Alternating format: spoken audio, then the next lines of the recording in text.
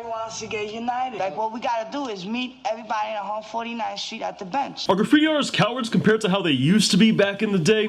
Why is it nobody's hitting legendary spots anymore? That's gonna be the topic of today's video. You guys remember watching those documentaries years back where like you'd see Saber talking about these wild, incredible stories, you know, and all the while you're sketching along in your sketchbook and you're feeling really inspired by these other graffiti artists. You're hearing stories about how people would hit these wild top to bottom full car trains back in New York and how now people do that on freights. I mean, you had people like Ty getting up like crazy. You had people like Scene hitting the Hollywood sign of all things. And these are once again legendary spots that we're talking about. Now I know a lot of you guys, first thing that comes to mind, you're like, well John, didn't we just have the LA graffiti towers? Like, that's pretty legendary, right? And yes, but with that you had a collection of people kind of gaining this emboldened demeanor from power through numbers, as opposed to one singular person going out and doing this amazing feat. With the towers, it's hundreds of people going out and doing this. Now don't get me wrong, I'm not trying to take away from the people that hit any of those places and the courage it takes to do so, but instead trying to make a point that, usually speaking, the more courageous, more experienced graffiti artist is the one to initiate and the one to go out seeking these more legendary spots. Now before we get into the rest of the video, we just started a new series here where we watch you guys get up, and it's really easy to submit. All you have to do is tag me over on Instagram in your clips and videos of you getting up, or you can submit those videos to any of the emails in the description down below. I'll go ahead and grab all the clips you guys send me and plop them into a video like we did right here. You guys really seem to enjoy the video. I really enjoyed making it, so shoot your submissions on over and we'll come out with another one soon. Now, I think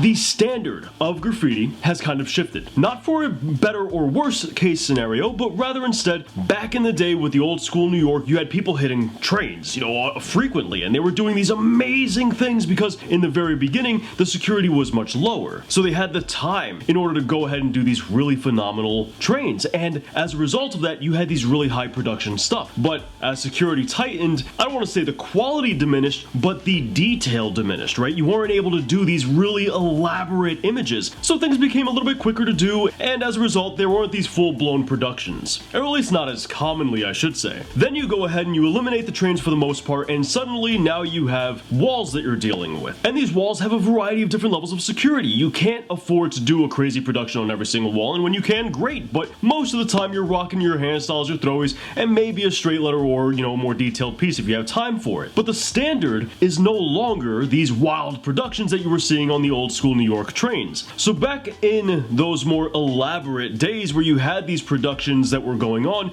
you had to really raise the bar in order for anything you did to be considered legendary. Think about how many people were hitting those trains. Think about how many people were getting up, and how many of them are legends. Only the ones that were able to go above and beyond to some degree, whether it was the amount they got up or whether it was how they got up. As far as trains are concerned, you had, you know, the light rails and things of that sort, and over in the UK, like the metro became a really big thing, but you also had the freight trains, and you began to see some productions here, as well as your really nice pieces too. But these are all just your standard stuff. Nothing really necessarily legendary in a lot of cases, in the average case. Nowadays, security is a lot more intense. You have cameras on every street corner, you have cameras on poles, and everybody just about has a camera in their hand. You commit a crime, it's more than likely recorded. This stuff wasn't around, and it wasn't as accessible, and it wasn't as high quality as it is nowadays. So the standard once again shifts. The average graffiti artist, and I'm talking about just the average Joe in graffiti,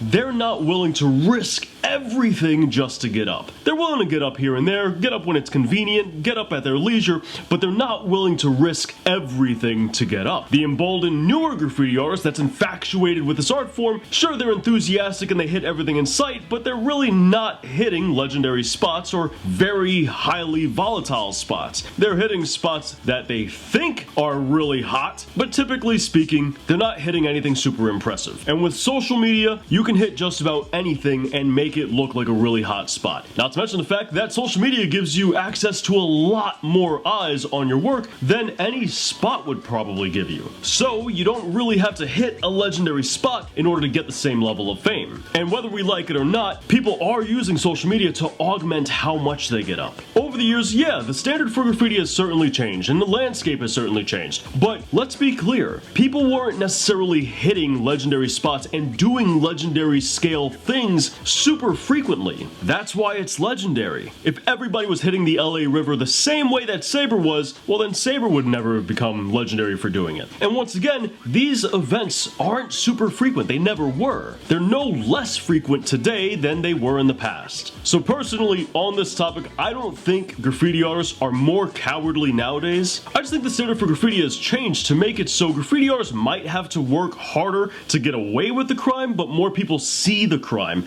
due to, cameras and social media, so on and so forth. But that's just kind of how I view the landscape with the internet nowadays. But dudes, let me know your thoughts on the topic in the comments down below. And if you want some more graffiti content, check out the best how to do graffiti tutorials right up here with more graffiti content right down here. And I'll catch you guys back here next week. Thanks for watching.